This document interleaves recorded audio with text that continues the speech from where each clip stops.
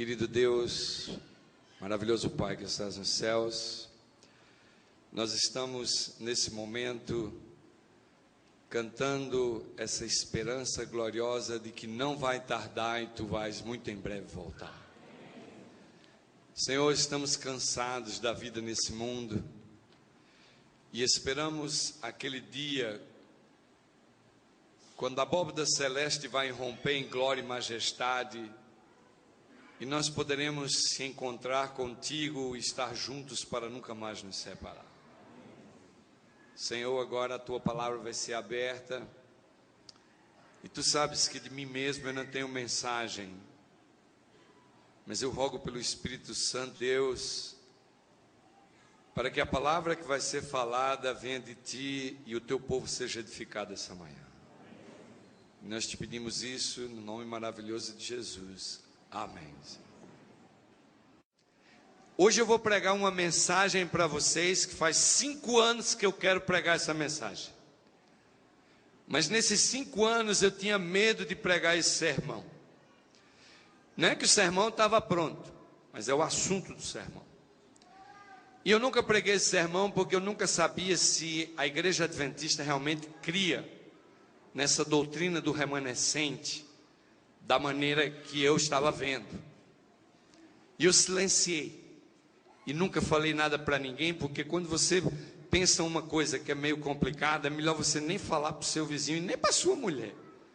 Quanto mais ir pregar para terceiros e querer fazer prosélitos, igual alguns andam aí com a nova mensagem, querendo convencer o mundo todo, e vão perder a salvação por causa disso. E eu guardei essa mensagem no meu coração. E nunca partilhei ela com ninguém. Porque eu pensava assim, se a igreja adventista é a igreja remanescente, ela não pode ser a igreja de Laodiceia. O remanescente é reavivado, é cheio do poder, é cheio da glória, é missionário, é poderoso, o poder de Deus é derramado. Ou você é remanescente ou você é Laodiceia. E eu via sermões, a igreja adventista é a igreja de Laodiceia. A igreja adventista e a igreja remanescente. Dizer, peraí, não dá assim. Ou a igreja adventista é Laodiceia, ou a igreja adventista é remanescente. As duas coisas não dá para ser, porque é 2 polos opostos. E talvez você nunca parou para pensar isso também. Não é? Mas quando foi em dezembro do ano passado, eu estava lendo a Adventist Review, que é a revista adventista americana. E eu encontrei lá um artigo do maior teólogo da igreja adventista, que é o Dr. Angel Rodrigues. E ele tinha um artigo exatamente sobre esse assunto. A igreja adventista e o remanescente no tempo do fim. E eu, quando comecei a ler aquele artigo, as lágrimas caíam, porque eu percebi que a posição agora oficial da igreja, teologicamente falando, era exatamente aquela que eu havia guardado no meu coração durante esses 5 anos. E eu agradeci muito a Deus. Hoje o meu irmão está aqui, ele perguntou assim, o sermão que tu vai pregar hoje, quantas vezes a tua mulher já ouviu? E eu disse para ele, olha, esse de hoje é a primeira vez que ela vai ouvir, porque é a primeira vez que eu vou pregar. Quer dizer, a segunda agora, que eu já preguei no primeiro culto. Irmãos, o conceito do remanescente está na Bíblia, de Gênesis a Apocalipse. Claro. E eu lhes digo, para entender essa mensagem, nós precisamos entender a natureza do povo de Deus e quais são as intenções de Deus para conosco. Se vocês abrirem a Bíblia em Gênesis, no capítulo 6 e no versículo 9, e eu queria ler esse texto bíblico, nós vamos encontrar aqui o primeiro remanescente da Bíblia. Gênesis, capítulo 6, o versículo 9, a Bíblia diz assim: são estas as gerações de Noé. Era ele homem justo e íntegro em suas gerações, e andava com Deus.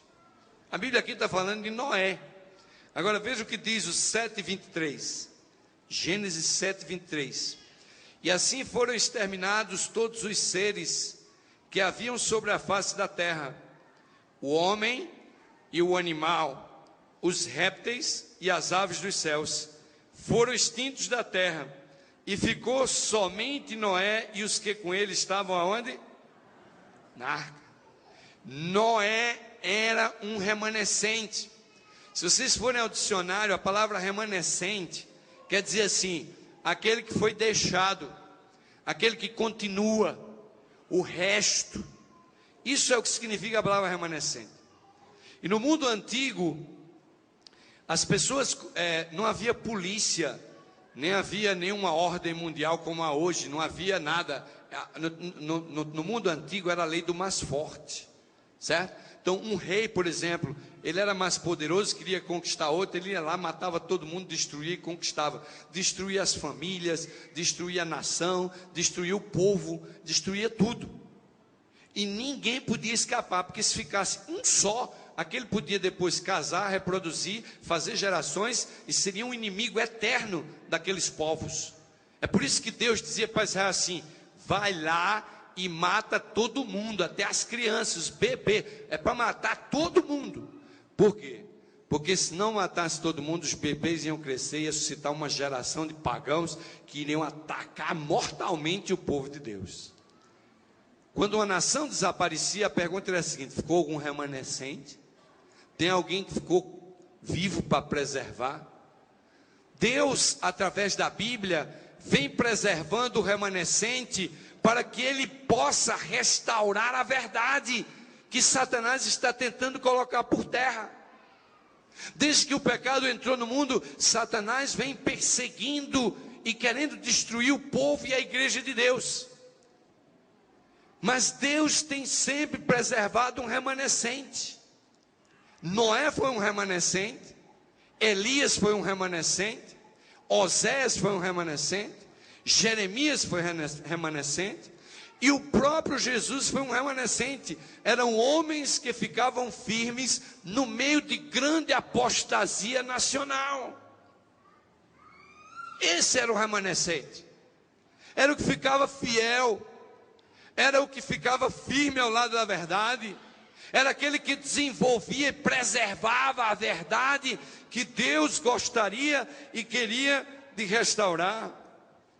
Meus queridos, Jesus Cristo é um remanescente por excelência, e Ele é o nosso supremo exemplo.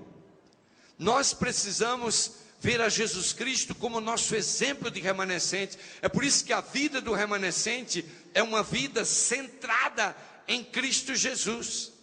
As pessoas olham para o remanescente e vê no remanescente as características de Cristo Jesus. E Jesus veio para revelar a glória do Pai à humanidade. Jesus veio para revelar e vindicar o nome do Pai junto com a humanidade. É por isso que nós encontramos Jesus como o nosso remanescente central, o nosso exemplo, porque Jesus veio para derrotar as forças cósmicas do mal e dar certeza de que no conflito final nós alcançaremos a vitória final. Amém? Essa é a certeza do remanescente. O remanescente, ele reflete a glória de Cristo e não a glória do mundo. Mas nós entramos nas nossas igrejas e encontramos os nossos irmãos e as nossas irmãs, pelos seus trajes, pelos seus cabelos, pelas suas maneiras de viver, refletindo a glória do mundo e não a glória de Deus. Se somos remanescentes, temos que ter uma vida centrada em Cristo. Quando nós olhamos para a igreja adventista do sétimo dia, a igreja adventista do sétimo dia acredita que Deus chamou essa igreja como um movimento de reforma, com uma missão de anunciar a volta gloriosa de Jesus.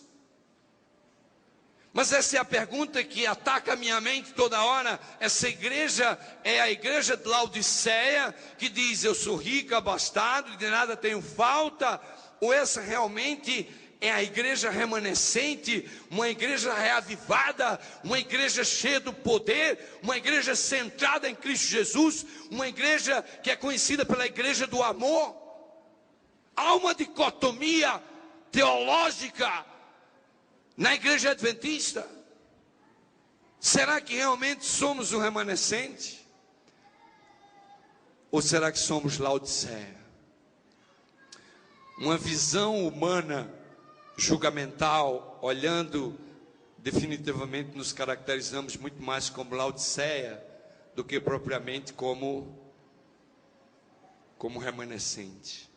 E quando abrimos a Bíblia em Apocalipse capítulo 12 a 14, nós encontramos a nossa identidade como igreja, encontramos a nossa mensagem como igreja, encontramos a nossa missão como igreja. Notem bem, eu estou falando aqui de coisas sérias. Eu estou falando primeiro de identidade, quem é que nós somos. Depois eu estou falando de mensagem, o que é que pregamos. E depois eu estou falando de missão, a quem é que nós pregamos e levamos essa mensagem. Como remanescente, esses três aspectos são fundamentais para cada um de nós. Apocalipse 12 dá um resumo profético do remanescente. Nós encontramos no verso 2 e 4 e 5 que o dragão ataca primeiro o Filho de Deus. Depois nós vamos para o versículo 13 e ele vai contra a mulher, que é a igreja. Depois no versículo 14 a 16, nós encontramos agora ele atacando o remanescente, o povo que foge para as cavernas. E encontramos aí os 1260 dias de perseguição e de imposição de uma igreja cristã que estava apostatada. E essa igreja cristã apostatada agora queria usar o poder civil para impor as coisas que ela queria perante o remanescente. E dentro desse quadro aparecem os reformadores como remanescente. Reformadores que tentaram restabelecer a verdade bíblica, tentaram restaurar a verdade bíblica, mas a tarefa desses homens permaneceram inacabada, porque eles foram sacrificados na fogueira, foram sacrificados pelos animais no Coliseu de Roma. Meus queridos, há verdades no mundo de hoje que precisa ser restaurada. E eu pergunto, aonde está o remanescente do tempo do fim? Aonde está o remanescente que vai se levantar em defesa da verdade e vai restaurar essa verdade que realmente vai preparar os humanos para esse retorno glorioso da volta de Jesus? Nós estamos nos aproximando do final do conflito. E à medida que nos aproximamos do final do conflito, o remanescente se tornou objeto do ataque de Satanás. E nós encontramos a comprovação disso em Apocalipse capítulo 12, versículo 17, que eu gostaria de ler com vocês esse texto. Apocalipse, no capítulo 12 e no versículo 17. Apocalipse capítulo 12 e o versículo 17. Olha o que a Bíblia diz. Apocalipse 12, 17. Então o dragão irou-se contra a mulher e foi fazer guerra aos demais filhos dela, os que guardam os mandamentos de Deus e mantêm o testemunho de quem?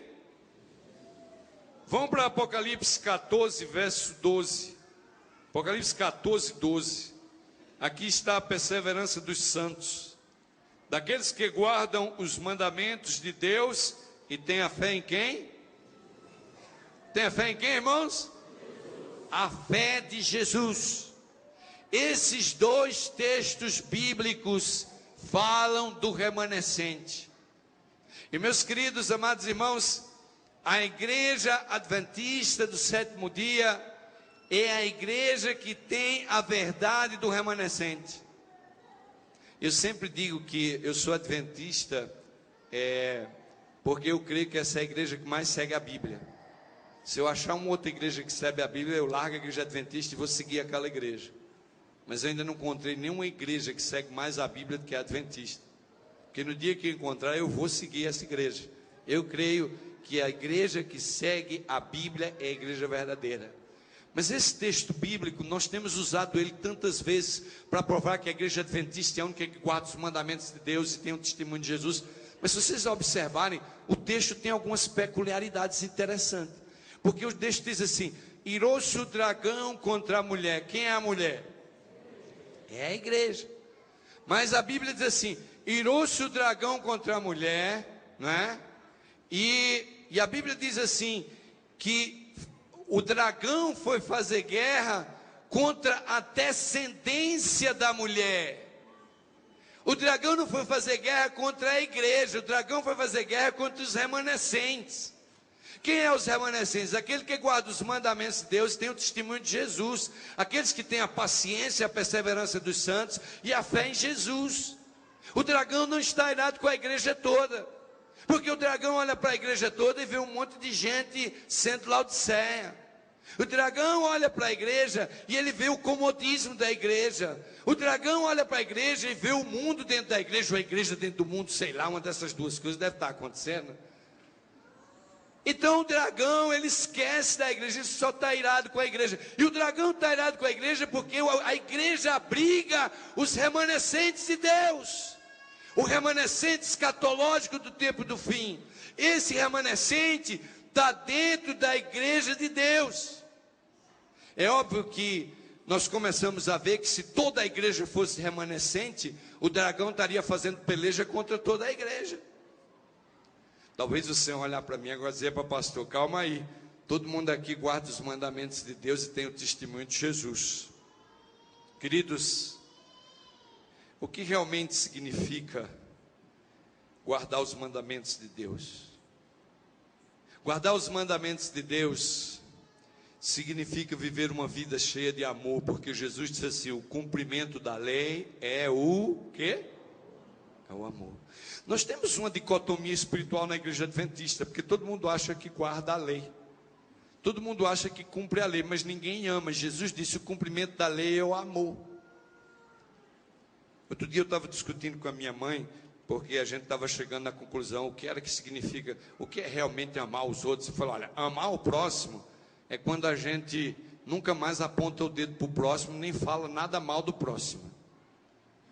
Quem ama só quer o bem, só faz coisa bem. E quem ama leva um tapa na cara e continua amando. E leva outro tapa no outro dia na outra cara e continua amando. E quem ama vai amando os inimigos, e vai amando aquele que se persegue, vai amando aquele que vai fazendo mal a gente, vai amando aquele que fala mal na comissão da igreja da gente. Quem ama é um poço de amor, só ama. E eu disse para minha mãe, eu falei: mãe, amor para mim é quando a gente olha para a pessoa e só vê coisa boa, mesmo que ela seja um bandido, mesmo que seja um ladrão. Isso é amor. O amor de Jesus é assim. Jesus aposta em cada vida, em nenhum ele acha que é uma causa perdida. Meu querido, meu jovem, meu irmão, você está aí todo atribulado, cheio de problemas, sofrendo. Você não é uma causa perdida. Você é a menina dos olhos de Deus. Deus está apostando em você. Deus quer você. Deus quer erguer você. Deus quer botar você para cima. Deus quer tirar você desse buraco que você está metido. Talvez o seu casamento seja buraco. Talvez você ache que esteja infeliz. Talvez você possa achar o que quiser. E eu digo para você: busque a Cristo na sua vida, se torne um remanescente, exalte o Senhor, deixe que a glória dele tome conta da sua vida. Você vai usufruir uma felicidade celestial que os humanos nunca vão entender, porque vem do céu, não é terrenal. O nosso problema como cristãos é que nós racionalizamos a nossa vida pelos padrões desse mundo desgraçado. Mas se buscássemos mais a palavra de Deus e começássemos a organizar e dirigir a nossa vida pelo padrão celestial, certamente haveria um avivamento em nosso coração. Deus está buscando remanescentes. Deus está buscando remanescentes, porque é uma apostasia dentro da igreja. Essa apostasia não é de princípios, essa apostasia não é de mandamentos, essa apostasia não é de doutrina. Há uma apostasia espiritual dentro da igreja de Deus. É uma apostasia muito semelhante a de Israel. É uma apostasia onde, em lugar de estarmos conectados com a Bíblia, conectados com o Espírito de profecia, nós estamos conectados com a televisão, estamos conectados com Hollywood, estamos conectados com a música do mundo, estamos conectados com a internet, estamos conectados com tudo aqui embaixo, mas não temos conexão com Deus. Há outros que estão conectados nessas novelas aí afora. E eu vou dizer a você: você pode fazer trabalho missionário, pregar o evangelho, ser o maior santarrão do mundo, mas se você está no pé da televisão assistindo essas porcarias que o diabo manda aí, não se iluda, não perca seu tempo, não dê mais estudo bíblico, faça trabalho missionário, não faz mais nada, porque não vai para frente do seu ministério. Você já fez uma conexão com o demônio. Satanás está metido nessas novelas, mandando aí essas mensagens de vida após a morte e tudo. E eu fico chocado de ver os filhos do Senhor no pé dessas novelas aí, bebendo desse líquido blasfemo do demônio. E ainda chega aqui na igreja no sábado de manhã com a cara lisa, cantando ó pela terra de primor, guarda vê se muito falta. Nós temos que fazer uma escolha na vida. Se você quer Baal, vá para Baal. Se entregue, aceite. Eu passei muitos anos dentro dessa igreja infeliz. Eu nasci dentro da igreja e vivi dentro dela a minha adolescência extremamente infeliz. Porque eu estava namorando as coisas lá de fora. Eu não tinha coragem de abandonar a igreja e ser contado como um ímpio perdido. Mas fiquei dentro da igreja como um peso morto. E a minha mãe me obrigava a vir com aquelas gravatas borboleta, aquelas calças curtas horrorosas, que ainda bem hoje não existe mais. E quando eu chegava na igreja, as irmãs olhavam para mim e diziam assim: o filho da Esmeralda é a coisa mais linda, eu queria ter um filho assim. Eu olhava e dizia: meu pai do céu, essa mulher está perdida, ela não sabe o que ela está falando. Irmãos, a maior tragédia do adventismo é essas pessoas que estão dentro da igreja sem sentir a alegria da salvação. São esses pesos mortos que ficam sofrendo para a igreja cada sábado. Pessoas que vão à igreja por obrigação. Pessoas que fazem a lição da escola sabatina para acalmar a consciência. Eu vivi esse cristianismo, irmãos, isso é terrível. É melhor sair da igreja. Meu jovem, olha, a única glória que Deus tem para você é se aliar para ganhar outros jovens para Cristo. A igreja não tem aqui que ficar fazendo oba-oba para ninguém, não. Porque não é tempo de oba-oba mais, não. Agora está chegando o tempo do fim. Agora quem é quem vai ser quem. E é interessante que o texto bíblico, ele diz as características. Ele diz assim: guardar os mandamentos. Guardar os mandamentos, irmãos, é preservar o decálogo. É viver uma vida de exaltação a Cristo, cheia de amor. Observar a lei é o resultado da graça de Cristo entrando dentro do coração e transformando a vida do ser humano. O grande problema do grande conflito é a adoração. A quem você está adorando? Ao dinheiro, aos amigos, à vida social, ao conforto da vida moderna? A quem realmente você adora?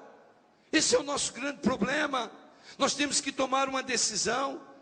Daniel 7,25 diz que a lei de Deus foi alterada. Nós precisamos restaurar essa lei. Nós precisamos exaltar a verdade do sábado. Nós precisamos viver o gozo da vida sabática. E eu vou dizer uma coisa a vocês: os adventistas, eles sabem muito bem o que não deve fazer no sábado, mas eles não sabem o que fazer no sábado.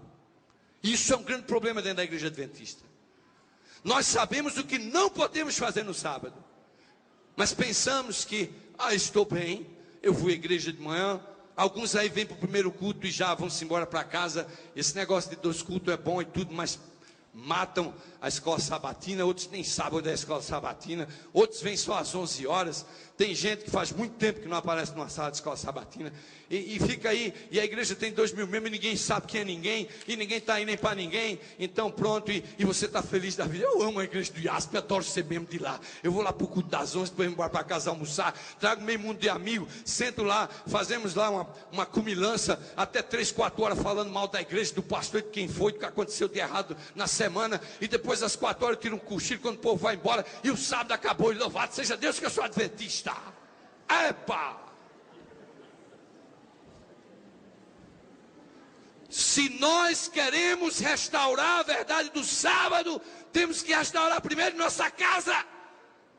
Temos que educar os nossos filhos a entender que o sábado é um tempo de conexão com o Altíssimo. Meus queridos amados irmãos, nós precisamos restaurar a verdade de Deus como remanescentes dentro da nossa casa primeiro, depois aqui dentro da igreja, e finalmente poderemos ir lá fora, restaurar a verdade do sábado naqueles que estão abraçando um outro caminho errado. A mensagem de Deus para nós dessa manhã e essa semana diz que os remanescentes também são aqueles que têm o testemunho de Jesus. E o testemunho de Jesus é o espírito de profecia. Vocês sabem que nós temos uma doutrina na nossa igreja muito linda chamada dons espirituais. E eu ando por aí e vejo tanta gente falando de dons espirituais. Porque o seminário de dons espirituais. E eu mesmo já dei um monte de seminário de dons espirituais. Mas ninguém quer saber qual é o seu dom. Ninguém quer saber qual é o seu dom. E às vezes quando sabe ainda não gosta. Por quê? Porque a doutrina dos dons espirituais na igreja adventista é uma doutrina de ação. Não é suficiente saber só o dom, é preciso usá-lo. Então essa doutrina ela é muito falada, mas na prática ela é um oba-oba.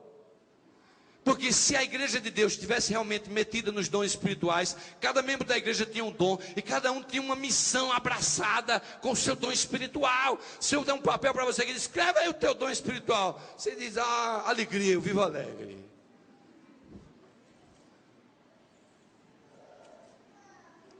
O quanto o teu dom espiritual é efetivo aqui na igreja do IASP?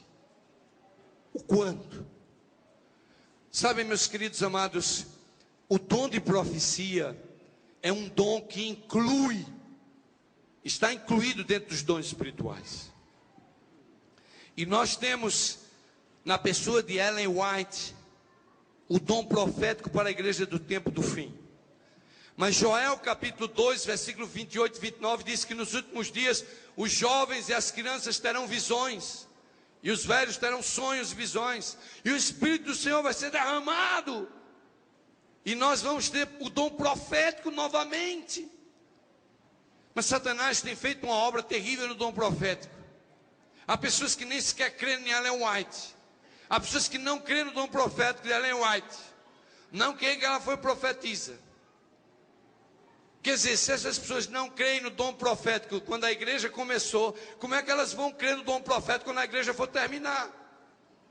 Não vão crer. E há outros que creem tanto no dom profético que andam por aí com um monte de livro debaixo do braço, citando texto e texto e texto, e fica metido com a cabeça dentro da Ellen White, esquece da Bíblia e vira fanático. E o diabo fica dando risada, que o remanescente nem é fanático e também não rejeita o dom profético, porque ele tem o testemunho de Jesus. Queridos amados irmãos, há um desafio grande para nós. O remanescente é alguém que tem a fé em Jesus, ele abraça os ensinos de Jesus e vive a vida centralizada em Cristo Jesus. Finalmente há um texto de Apocalipse 14, 12 que diz que o remanescente tem a paciência dos santos, ou a perseverança dos santos. Esse termo aqui significa resistência, significa resistência ao engano e à apostasia. Quando vai havendo uma apostasia no meio do povo de Deus, o remanescente é aquele que resiste, fica firme, ele permanece, ele não se contamina com a apostasia. E eu lhes digo, nós temos uma grande apostasia nas fileiras e nos arraiais do Senhor, que é uma apostasia espiritual, onde as pessoas estão perdendo esse senso da conexão com o Altíssimo, através do estudo da Bíblia e através da comunhão e da oração. Sabe, meus queridos, essa batalha do conflito final vai ter uma final vitória, mas a vitória serão dos remanescentes. A vitória não será dos de Laodiceia, a vitória será dos remanescentes. O problema talvez é saber de que lado nós vamos estar. Na minha vida cristã como adventista, eu venho lutando e batalhando e lutando tremendamente. E eu vou dizer uma coisa para vocês: a vida, ela é cheia de estágios. Eu às vezes chego no espelho, olho para mim assim, meio barrigudinho, meio de cabelo branco, e eu digo assim, puxa, eu estou meio século quase. Daqui 3 meses eu vou fazer meio século de existência. Puxa vida, mas eu acho que a vida está passando e eu estou ficando velho. Mas quando eu era jovem, eu tinha uns pecados que eu achava que eu nunca ia poder vencer. Hoje eu olho para esses pecados lá atrás e eu digo assim, agora eu já estou com os pecados da vida adulta. E daqui a pouco tem os pecados da velhice me esperando ali na frente. Cada fase da vida tem uns pecados que vão vindo. E nós temos que lutar. Por exemplo, eu me lembro quando era jovem, eu era fã da música do Roberto Carlos. Eu não podia ouvir Roberto Carlos, que estava já aí todo metido. A minha mãe não sabia, mas naquele tempo havia uns LPs pequenininhos assim, de 2 músicas, né? E eu danei a comprar aquilo com a minha mesada lá e tudo. E tinha uma coleção do Roberto Carlos todo daquilo. Um dia eu fui para um reavivamento lá e eu vi um pregador condenando a música do mundo. Cheguei em casa, me rendi a Jesus e quebrei os disquinhos tudinho lá, quebrei tudo. Falei, agora eu sou de Jesus e tal. Mas aí um dia estava na frente da escola e aí tinha um bar assim na frente da escola, começou a tocar uma música de Roberto Carlos. Eu falei, essa música é maravilhosa. E fiquei ali coçando a cabeça. Daqui a pouco já tinha comprado um outro LPzinho, né? E daqui a pouco estava com tudo os LP de novo. Eu falei, epa, que negócio é esse? Outro dia fui para um congresso de jovens e uma pregação lá. Eu falei, ai meu pai, caí no pecado, quebrei tudo de novo. Epa, peraí. Tem que tomar uma decisão na vida. Eu quebro essas porcarias, compro de novo, quebro. Eu tenho que sair disso. Até o dia que eu mandei a minha vontade de ouvir a música do Roberto Carlos para o hospital. E aí o médico chamado Satanás queria dar uns remedinhos lá para mim. Eu falei, não dá nada, deixa aí. Aí entrou na UTI. Aí quando chegou na UTI, queria também, não dá nada. Aí entrou em coma. Epa, mas vai morrer. Não, agora deixa morrer. Finalmente quando morreu, eu sepultei, pronto, acabou-se esse negócio. Essa música agora já não me afeta. Ah, mas o que é que tem a música de Roberto Carlos? Ah, mas o que é que tem a novela? Ah, mas o que é que tem um filmezinho? Eu não vejo mal nenhum nesse filme. Ah, mas o cinema, eu não vejo mal nenhum no cinema. Pai, irmãos. Nós somos os típicos laodiceanos procurando justificativas para os prazeres da terra do pecado. O cinema é pecadão, sim. Quando eu era pequeno era pecado ir no cinema e nunca me disseram por quê, mas o cinema é pecado.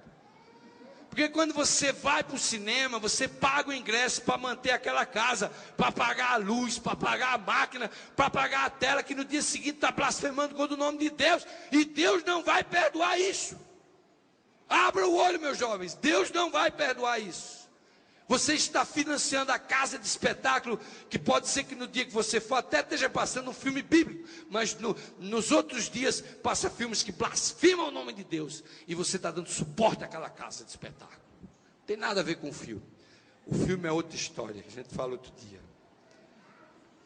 Como é que nós queremos ser remanescentes, sendo Laodiceia? Não podemos, irmãos. Eu era maluco por futebol. Fazia coleção de placar. Não podia pensar em futebol. Eu fui criado perto de um campo de futebol. E a minha mãe, a gente tinha uma amizade com o vizinho da frente, seu Lolô, e eu ia para a casa do seu Lolô todo domingo, mas conversa, o quintal do seu Lolô dava para o estádio. Todo domingo eu estava lá em cima do andaime do estádio dele para ver quem era o jogo, quem era que ia jogar, aquela coisa toda. Maluco por futebol. No entanto, um dia Deus veio e tirou essa vontade. Filmes de Hollywood. Cheguei a ter uma filmoteca de 300 filmes. Não podia ver um filme, era maluco. Agora não me lembro quando assisti um filme. Passei 6 meses sem ver um filme. Começou a voltar a vontade de ler a Bíblia, vontade de fazer oração. Jovens, se vocês querem realmente fazer um reavivamento na sua vida, o primeiro passo é parar de assistir filme. Satanás vem botando porcaria na nossa mente por essas imagens. Nós precisamos realmente buscar mais o Senhor enquanto a gente tem Ele, enquanto a gente pode achar. Deus tem uma missão para o remanescente. Aquele que é remanescente tem uma missão pessoal com Deus. Não é a missão da igreja. A igreja tem a sua missão, mas o remanescente tem a sua missão pessoal. Entre ele e Deus, uma missão que combina com a missão da igreja. E eu pergunto para você, qual é a tua missão para com Deus? Qual é a tua missão como remanescente? Eu uma vez contei para vocês a história da minha filha que tirava mendigos da rua. A missão dela é tirar mendigos da rua, reabilitar mendigos, reabilitar bêbados, reabilitar drogados. Qual é a tua missão pessoal como remanescente? Oh, meus queridos amados irmãos, nós estamos longe desse remanescente que Apocalipse fala. Nós estamos, como diz os laodiceanos, rico e abastado, e de nada tenho falta, mas está diante de nós o desafio da proclamação da mensagem. Deus espera que nós proclamemos o Evangelho eterno a uma nação apóstata, pecadora, amante dos prazeres, e o povo de Deus deve ser uma luz a refletir a glória do Senhor no meio dessas pessoas. mas nós estamos nos vestindo igual as pessoas lá de fora. Nós estamos ouvindo a mesma música do povo lá de fora. Nós estamos comendo as mesmas comidas do povo lá de fora. Nós estamos abraçando o mundo devagarzinho e abraçando o estilo de vida terrenal, um estilo de vida que não combina com o celestial. E o povo de Deus está desfrutando desse estágio de primor aqui nessa terra. A natureza já está dizendo que não aguenta mais. Terremotos, calamidades. E eu lhes digo, é bom vocês começarem a orar para a gente não ter um terremoto aqui. Porque alguém outro dia diz, o Brasil é abençoado, não tem terremoto. Não esteja mais tão certo disso. Daqui para frente os terremotos vão acontecer em todos os lugares. Cheias vão acontecer em todos os lugares. O clima do planeta está ficando maluco. O planeta Terra está dizendo a Deus, basta, vem, chega. E nós continuamos como se nada tivesse acontecido. Queridos, através do remanescente, Deus está juntando pessoas de toda tribo, língua, povo e nação. As características mencionadas em Apocalipse 14:12 e em Apocalipse 12:17 apontam para a igreja adventista do sétimo dia como a igreja remanescente. Mas afinal de contas, a igreja adventista é a igreja remanescente ou é a igreja de Laodiceia? Nós somos laodiceanos ou somos remanescentes? E eu diria a vocês que a igreja adventista é a igreja visível de Deus. Eu diria a vocês que a igreja adventista é a igreja de Laodiceia, mas a igreja adventista também é a igreja remanescente. O problema é que os dois grupos estão metidos dentro da mesma igreja. A igreja adventista tem a igreja de Laodiceia e a igreja adventista tem a igreja remanescente, que é a igreja visível de Deus. E eu pergunto para você nessa manhã, qual é o lado que é maior? É o laodiceano ou é o remanescente? Qual é o lado que é maior? Se a palavra de Deus diz que a igreja verdadeira é esta, e que essa igreja é a igreja remanescente, e que essa igreja também é a igreja de Laodiceia, que lado você está? Jesus disse que o joio e o trigo estariam crescendo juntos. Jesus estava falando dos laodiceanos e dos remanescentes dentro do mesmo território. Na verdade, a igreja adventista é a igreja remanescente, mas nem toda adventista é remanescente. E a igreja adventista é a igreja de Laodiceia, mas nem toda a igreja adventista é laodiceana. Meus queridos, amados irmãos, a igreja adventista do sétimo dia é a igreja visível de Deus. Entretanto, Deus tem fiéis em Babilônia. É nossa missão convocar eles para fazer parte do remanescente escatológico do tempo do fim. Apocalipse 18:4 diz isso, porque a mensagem é tocada em alto e bom som, dizendo assim: sai dela, povo meu. Esse povo que está em Babilônia não é um grupo visível. Eles não possuem as características do remanescente, mas é plano de Deus trazê-los da invisibilidade lá de Babilônia para as fileiras da missão do remanescente. E Ellen White nos adverte a não criticar os evangélicos, porque Deus tem uma igreja que é invisível. Deus tem uma igreja visível, que é a Laodiceia e os remanescentes, e Deus tem uma igreja invisível que está em Babilônia. E ao tempo certo vão ouvir o chamado para abraçarem e se tornarem remanescentes. E a igreja remanescente de Deus, plena, na sua plenitude, pura, santificada e perfeita, será quando a igreja invisível, que está em Babilônia, e a igreja visível de Deus, que são os remanescentes adventistas, se unirem no grande movimento que vai dar o alto clamor da pregação do evangelho, um pouco antes do fechamento da porta da graça. A pergunta é de que lado nós vamos estar. Nós temos alguns textos do Espírito de Profecia, e eu queria ler com vocês 3 textos. Eu já li esse texto aqui na igreja, mas eu não sei se vocês tomaram nota ou se prestaram atenção, mas o Espírito do Senhor me impressionou a mostrar. As servas do Senhor dizem assim: Deus tem pedras preciosas em todas as igrejas. E não devemos fazer denúncias impetuosas do professo mundo religioso Eventos Finais, página 197. O que a serva do Senhor está dizendo é que nós temos que parar com essas críticas contra esses religiosos evangélicos, porque um grande número da igreja invisível de Deus ainda está lá dentro. E ela diz assim: o Senhor tem seus representantes em todas as igrejas, batista, pentecostal. As especiais verdades decisivas para esses últimos dias não foram apresentadas a essas pessoas de tal modo que trouxesse convicção ao coração e à mente. Por isso, ao rejeitar a luz, elas não romperam sua ligação com Deus. Deus perdoou o tempo da ignorância, mas se a mensagem chegou até você, você tem que aceitar e se tornar um remanescente. Não venha me dizer que eu não quero saber. Eu me lembro de quando eu trabalhava nos Estados Unidos, eu tinha um mecânico, o nome dele era Arnaldo, e Arnaldo estava tendo problema com uma namorada que ele tinha, e eu comecei a dar uns conselhos para ele sobre a namorada dele, e ele começou a praticar os meus conselhos, e o namoro dele foi se aprumando. Ele falou: pastor, olha, você é tão bom conselheiro, meu namoro está indo para cima. E aí a porta foi abrindo, e eu comecei a pregar do evangelho para ele, comecei a convidar ele para ir na igreja. E aí depois o namoro dele terminou acabando. Ele falou: pastor, acabou. Eu falei: vai lá na igreja, está cheio de menina. Começou a namorar a menina da igreja. Comecei a dar alguns estudos bíblicos para ele. Chegou uma hora que ele chegou para mim e disse: pastor, não dá mais para eu estudar a Bíblia com o senhor. Eu falei: por quê? Ele falou: porque o que o senhor vai me dizer daqui para frente não dá para eu praticar. Então, como não vai dar para eu praticar, eu prefiro não saber. Eu disse: mas você precisa conhecer. Ele disse: não, eu não quero conhecer, porque se eu conhecer, eu tenho que praticar. Queridos irmãos, quantos de vocês não têm ido ao Espírito de Profecia, estudar as profecias, porque não querem fazer mudanças na vossa vida? Quantos estão acomodados que não querem estudar a Bíblia, não querem gastar tempo em oração com Deus, porque não querem fazer mudanças na sua vida?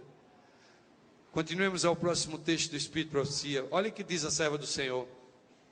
No capítulo 18 do Apocalipse, o povo de Deus é convidado a sair de Babilônia. De acordo com esta passagem, muitos do povo de Deus ainda devem estar em Babilônia. E em que cooperações religiosas se encontra hoje a maior parte dos seguidores de Cristo? Sem dúvida, nas várias igrejas que professam a fé, o quê? Protestante. Grande Conflito, página 383. Esse texto está dizendo, sabe o que para nós? De que a igreja adventista do sétimo dia está cheia de laodiceanos e poucos remanescentes. Porque ela está dizendo que as pessoas que estão na igreja invisível têm mais fiéis sinceros lá do que remanescentes aqui dentro. Os laodiceanos, obviamente, se não fizerem uma reforma, não vão alcançar o status de remanescente. E a serva do Senhor está alertando a igreja. Ela diz: a maioria do fiel povo de Deus está lá. E às vezes ela usa texto dizendo: o professo, o povo de Deus é morno. Eu me assusto quando ela usa a palavra professo. Nós estamos, mas não estamos. Parecemos, mas não somos. Somos igual Denorex, parece, mas não é. Porque somos laodiceanos.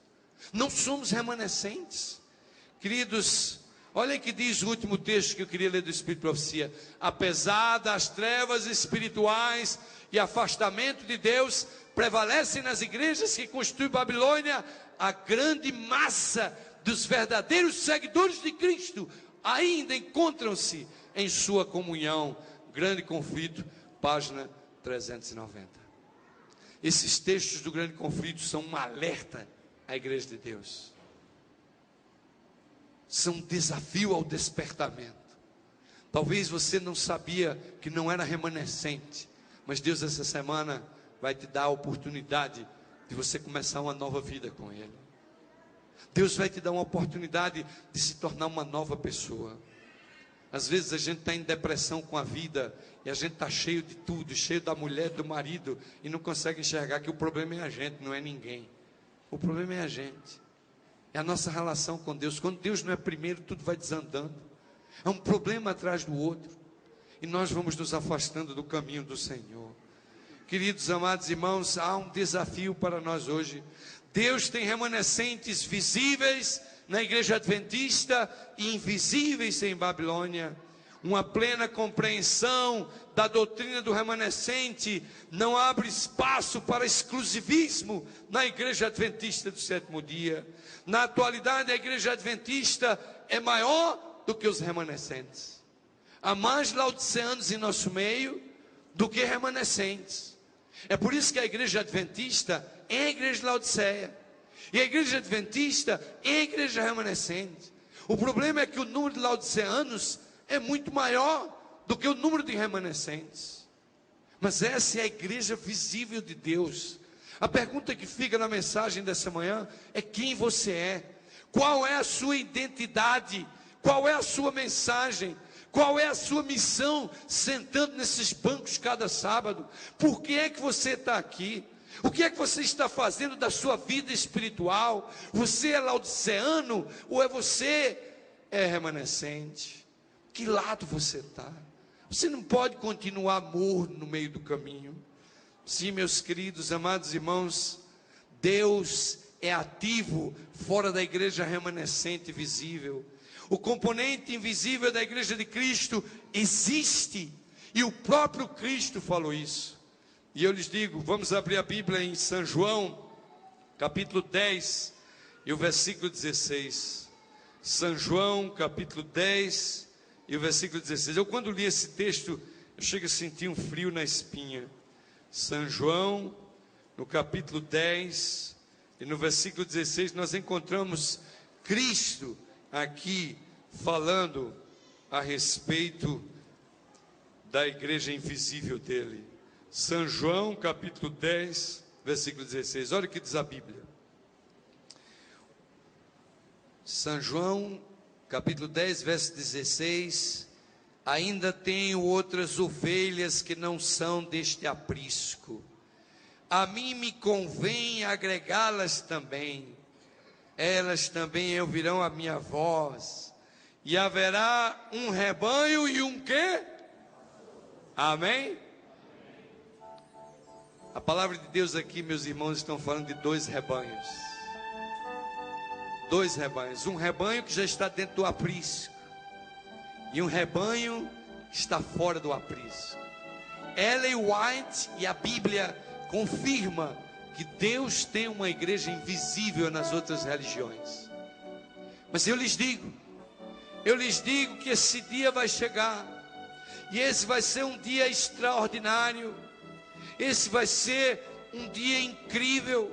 À medida que nos aproximamos do conflito final, a igreja escatológica de Deus surgirá, e esses dois grupos se unirão: os remanescentes da casa de Israel e os invisíveis das outras igrejas. Deus vai chamar o seu povo, que está em toda tribo, nação, povo, língua, religião, e vai surgir então a igreja remanescente escatológica de Deus, uma igreja pura, uma igreja santa, uma igreja cheia de amor, uma igreja que vai reproduzir a igreja apostólica quando ela começou. E essa igreja unida, plena, vai finalmente dar o último toque de alarme ao mundo condenado pelo pecado antes do fechamento da porta da graça. Serão os remanescentes de Deus tocando a última trombeta de alarme para um planeta condenado, para um planeta que estará completamente destruído. Talvez a pergunta que eu faço para você nessa manhã é se você realmente é um remanescente. Será você realmente um remanescente? Tem você uma identidade de remanescente? Tem você uma mensagem que você tem pregado e quer pregar? Tem você uma missão pessoal, não a missão da igreja? A missão da igreja é a mensagem de Apocalipse 14. E durante a semana nós vamos estudar essas 3 mensagens angélicas. Quem é você? Olhe para você essa manhã, olhe dentro da sua alma e pergunte a você mesmo se você se conhece, se você sabe quem é. Você pode ter sido pastor, você pode ser adventista, não importa quem você é. Eu estive perdido dentro da igreja, eu estive perdido dentro do ministério. Quem é você? Olhe para você essa manhã, identifique-se diante do trono de graça de Deus, se você é laodiceano ou se você é remanescente. Mas Deus está te chamando desesperadamente, porque o tempo é curto, porque não vai tardar, porque nós temos que nos preparar, porque a hora final ela está chegando. Ó, meus queridos amados irmãos, nós precisamos nos revestir de glória. Tem havido muita tapinha e muito sorriso e muita festa no meio do povo de Deus. E eu digo a vocês, hoje era tempo da igreja estar fazendo vigílias, hoje é dia da igreja estar fazendo jejum. Joel diz que hoje é o dia de convocar assembleias solenes de consagração para o meio do povo de Deus, para buscar o reavivamento espiritual, para se preparar para essa grande crise que está se aproximando. Mas a igreja adventista está cheia de shows, está cheia de festas, está cheia de programas lindos, e a missão da igreja e a missão do remanescente tem sido abandonada em detrimento dos prazeres que essa terra pode nos oferecer. Eu louvo muito a Deus, porque Ele me levou para um lugar onde realmente eu só posso sobreviver se pegar na mão dEle. Não há outro caminho. Vocês sabem qual é o nosso problema? É que a gente tem uma vida muito confortável. A nossa vida é muito boa. A gente adora dirigir esses carrões aí, e essas casas bonitas, e termos ar-condicionados, e termos todas essas coisas. E eu olho o povo de Deus cada vez mais investindo em prédios bonitos, em tudo aí afora, em casas e tudo. E eu me lembro que já já a perseguição vai chegar e ninguém sabe acender uma vela no mato sem fósforo. E eu me desespero. Porque essa igreja, ela vai passar da apostasia espiritual para a apostasia física, porque não se preparou. Porque ficou como as virgens loucas que seguraram as lâmpadas, mas não botaram o óleo do Espírito de Deus para fazer uma reforma e um reavivamento na sua vida. Talvez você possa olhar para mim e achar que eu sou um santo, que eu sou isso, mas eu lhes digo, as lutas espirituais que tenho tido comigo são terríveis. Eu tenho cambaleado pelo Getsemane, caído nas minhas fraquezas e clamado ao Todo-Poderoso, porque não sou melhor do que ninguém que está aqui essa manhã. Há pessoas aí que às vezes ficam querendo achar que eu sou um santo e não sei o que. Meus queridos, talvez eu seja tão pecador, mais pecador que vocês. Há pessoas aí que estão preocupadas se eu como carne, bebo Coca-Cola, faço alguma coisa, em lugar de estar preocupado com a mensagem que eu estou pregando. Oh, igreja dura serviço. Oh, igreja de Israel pecadora. Você precisa se reavivar, buscar o Senhor, esquecer de Deus Bezerra, lembrar-se do remanescente, lembrar-se da glória do Senhor que pode resplandecer sobre você, lembrar do que Deus pode fazer na tua vida no dia que você se render e dizer: Senhor, eu quero ser teu. E sabe de uma coisa? Eu vou terminar o sermão dessa manhã e eu quero ler para vocês uma coisa que eu tenho aqui. Eu um dia estava lendo a revista Adventista Americana, Adventist Review, de janeiro de 2002, página 30. E eu li um artigo lá. Eu trouxe escrito porque eu não quero ser traído pelas palavras. Mas eu quero ler para vocês o que um pastor aposentado no Arizona escreveu. E o título da coluna é assim: uma imaginação santificada. Ele imaginou a situação que eu vou ler agora, como se fosse um sonho. E ele diz assim: olha só, quando eu e minha esposa Mary Louise chegamos e entramos na Nova Jerusalém. Ele estava entrando na Nova Jerusalém, lá no céu. E os nossos anjos da guarda nos levaram para nossa casa celestial. Tudo que nós víamos era indescritivelmente bonito. Nós passamos por tantas residências encantadoras ao caminhar pela cidade. O nosso entusiasmo crescia à medida que caminhávamos. Como será a nossa casa na nova terra? Perguntava eu a Maria Luíse. Logo descobrimos. Quando dobramos a esquina da cidade celestial, os anjos apontaram para uma casa com portas fechadas. Essa é a sua casa, disseram os anjos. E eles se alegraram conosco quando eles viram os nossos olhos brilhando de prazer.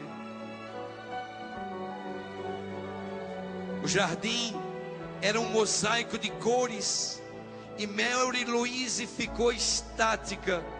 E o anjo disse: nós caprichamos no jardim. E enquanto abria o portão, o anjo disse: nós sabemos o quanto você lutou para cultivar flores no Arizona, e por isso nós fizemos um lindo jardim para vocês aqui no céu. Entrando na casa, nós perdemos a respiração, tal era a sua beleza. Paredes de pérolas translúcidas, portas prateadas e polidas, janelas claras como cristalino. Impressionados com a nossa alegria, os anjos nos deixaram explorar e celebrar a nossa nova casa sozinhos. Agora, minha esposa olha pela janela oriental e ela vê o nosso vizinho que está fora admirando o jardim dele. Vamos conhecê-lo, sugere Mary Louise. Ele me parece uma pessoa decente. Além do mais, ele tem diamantes na janela dele, a nossa não tem. Embora Mary Louise não tivesse nenhum diamante e nunca tivesse usado diamantes, ela sempre admirou os diamantes. Oi, eu sou Lyndon, disse o pastor. Oi, eu sou Lyndon, eu falei quando estendia a minha mão. O jovem rapaz me cumprimentou entusiasticamente. Oi, eu sou o Jack, ele disse, enquanto irradiava felicidade no seu rosto. E eu falei: eu servi 40 anos no ministério pastoral. Quanto tempo você serviu no ministério? Jack ficou meio surpreso, olhou para Lyndon e disse: você quer saber se eu era pastor? Ele pergunta. Eu, pastor? Disse Jack. Você não é adventista? Minha voz mostrou-se surpresa e interessada. Adventista? Disse Jack, francamente confundido. O que é isso? O que é adventista? Eu não conheço adventista. Mas você não é um adventista? Eu perguntei incrédulo. Como pode você viver na minha rua? Como é que você pode estar aqui no céu? Como é que você pode ter diamantes na janela? Como é que você pode estar aqui sendo meu vizinho se você não era adventista? Eu não sei, Lyndon, respondeu Jack humildemente. Eu não sei. Eu não posso entender isso. Isso aqui é tudo muito maravilhoso para explicar em palavras, disse Jack. Depois de um momento de silêncio, parecia que um misto de tristeza quis vir na face de Jack. E ele disse assim: eu era um traficante de drogas. Eu era um traficante de drogas. Um traficante? Disse Lyndon, o pastor adventista. Sim, eu me sentia profundamente envergonhado disto, mas essa foi a única coisa que eu aprendi a fazer lá embaixo. Você vê, eu fui ferido na última transação que eu fiz, e quando eu estava com a hemorragia sangrando na sarjeta do lixo, de alguma maneira a memória da minha mãe, as histórias bíblicas que ela me contavam, vieram à minha mente. Um senso opressivo da minha vida pecaminosa caiu sobre mim, e eu implorei a Deus por misericórdia, e eu clamei ao Deus eterno. Então um padre católico romano apareceu na minha frente, e quando ele me viu, ele ajoelhou-se ao meu lado, e no meio do sangue da sujeira, ele disse: filho, você quer que os seus pecados sejam perdoados? E ele disse: padre, sim, eu quero que Jesus perdoe os meus pecados. Oh sim, eu quero. Eu respondi de todo o meu coração, e isso é tudo que eu me lembro, e eu não me lembro de mais nada. Eu só sei que eu estou aqui agora. E aí ele acena a mão para a sua casa celestial de diamantes de janela, dizendo: e Deus me recompensou com isso aqui, mesmo sem eu merecer. Jack olha a rua abaixo e convida o vizinho, dizendo: Lyndon, vai haver um serviço de celebração na praça central da Nova Jerusalém. Você não quer ir comigo? Vamos louvar o Salvador de todo o nosso coração. Lyndon falou que iria depois, e Jack, virando para o outro lado com o seu Nike celestial brilhando nos seus pés, saiu correndo, cheio de felicidade, para a praça celestial, para aquele grande momento de louvor. Maria Heloíse e eu voltamos para nossa casa. Caminhávamos silenciosamente de mãos dadas. Mary Heloíse, finalmente eu disse: eu passei 40 anos no ministério. Eu dediquei todo o meu coração à obra de Deus. Eu nunca cortei caminho. Eu nunca adulterei. Eu sempre fui fiel a você. E nós não conseguimos sequer diamantes em nossas janelas aqui no Lar Celestial. Queridos amados irmãos,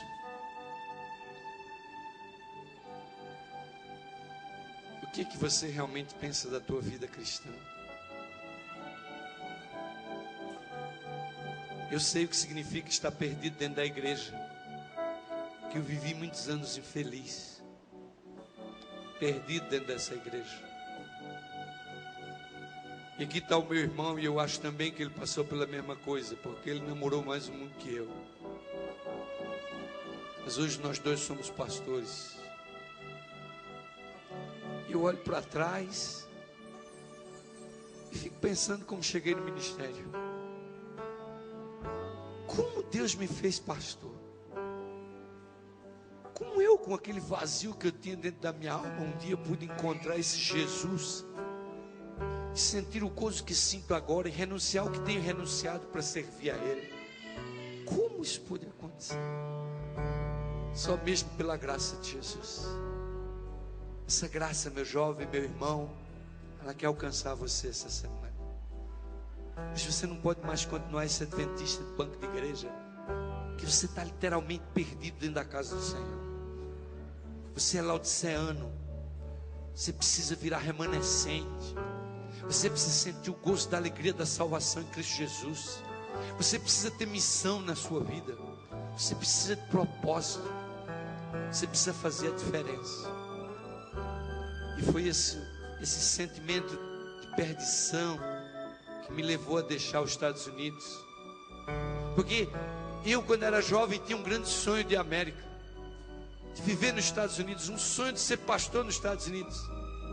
E eu lutei por esse sonho, batalhei, fiz de tudo na minha vida, e finalmente um dia eu alcancei esse sonho.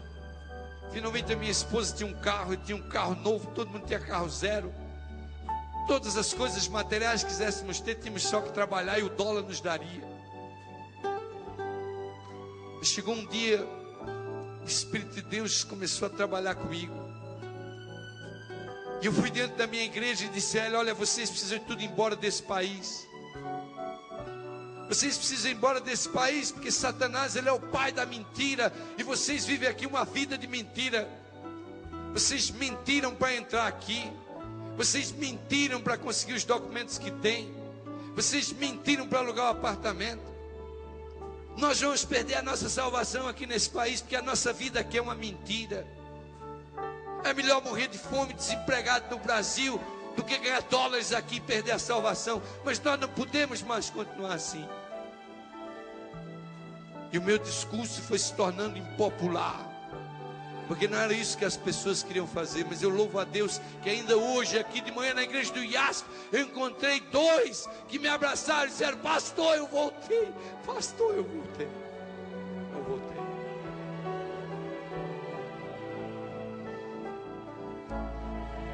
Uma madrugada eu me ajoelhei ao pé da minha cama e eu disse: Senhor, eu preciso ir embora desse país.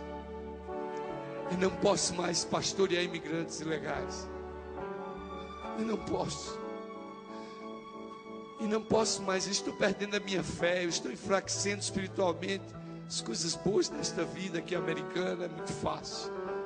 Me leva para um lugar onde eu possa ser missionário, onde eu possa sofrer, onde eu possa padecer pelo teu nome, mas que eu esteja segurando na tua mão. E eu orei anos e anos, irmãos, até o dia que Deus respondeu a minha oração e me levou para a África do Sul. A África do Sul não era o plano de Deus. Apenas Deus não queria tirar do primeiro mundo para botar no quinto mundo. Então Ele fez um estágio na África do Sul para que eu pudesse me adaptar à África. Finalmente agora eu cheguei no meu destino. Eu lembro da minha esposa chorando quando a gente foi conhecer a cidade de Maputo, o apartamento que íamos morar. Ela voltou chorando 6 horas de carro de Maputo a Johannesburgo. Mas eu louvo a Deus pela esposa que Ele me deu, porque ela foi comigo, porque ela está comigo. É porque agora eu sinto que Deus está me usando poderosamente aonde Ele quer que eu esteja. O meu salário mensal é $135. Minha mulher não gosta que eu fale isso, mas é claro que a conferência geral, como eu sou missionário, completa o meu salário e eu consigo viver lá. Mas eu tenho derramado lágrimas com os meus colegas pastores. Como é que eles conseguem viver com esse salário? A obra de Deus em Moçambique, ela caminha pela fé. Ela não depende de folhetos. Não há folhetos lá. Não há folhetos, não há bíblias, não há curso bíblico, não há dinheiro para nada. Não há dinheiro para nada. A obra de Deus cresce pela fé. Esse ano a nossa união batizou 15 mil novos membros. Eu louvo a Deus pelos aqueles fiéis soldados que no meio da miséria, do sofrimento, da falta de comida, da dor e do sofrimento, estão se unindo comigo para terminar essa obra, porque eles querem ver Jesus voltar. E eu pergunto para você, o que você está fazendo sentado aí no banco dessa igreja? Qual é a tua missão como remanescente? O que tu vai fazer da tua vida quando já a perseguição chegar e a gente tiver que ir para os matos, fugir pela nossa vida, dando testemunho da nossa fé?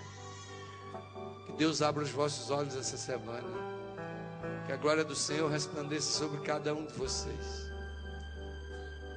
que o diabo não te segure na tua casa, na novela nem na televisão, que a chuva não te impeça de vir à casa do Senhor essa semana, mas que a glória do Senhor nasça na sua vida agora e para todo sempre. Amém.